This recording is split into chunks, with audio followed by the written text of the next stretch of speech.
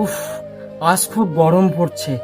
বয়সটা বেড়ে গিয়েছে বলে রোদের কাছে হার মেনে নিতে হচ্ছে। আর পারছি না, গলাটা শুকিয়ে কাট কাট হয়ে যাচ্ছে। বাবা বাবলু, এক বোতল জল নিয়ে আয় না বাবা। আর যে পারছি না, আর সহ্য করতে পারছি না। গিয়ে একটু বসে।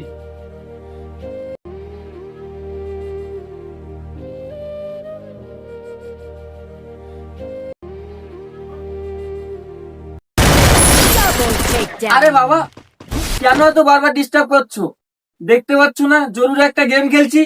তোমার জন্য যদি গেমটা হেরে যায় না, আজকে বন্ধুদের সামনে মান সম্মানটা থাকবে না।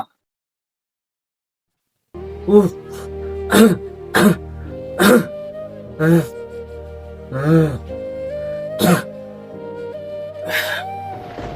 আচ্ছা ঠিক আছে বাবা, আমি আর তোকে বিরক্ত করবো না।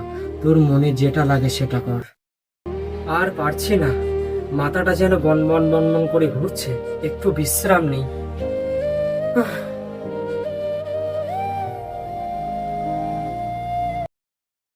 শিট, গেমটা হেরেই গেলাম। ফোনে চার্জও নেই, যাই ফোনটা চার্জে দিয়ে আসি।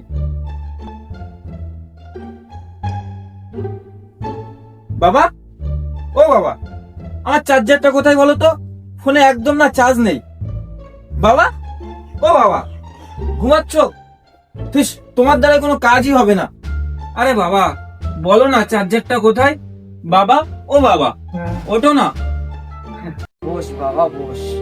বলো না বাবা, আমার ফোনে একদম না চার্জ নাই। আজ তোর বয়স্ক বাবা রোদে পুড়ে কাজ করে এসে এক বোতল জল চাইলো, সেটার থেকে তোর গেমটা ইম্পর্টেন্ট হয়ে গেল।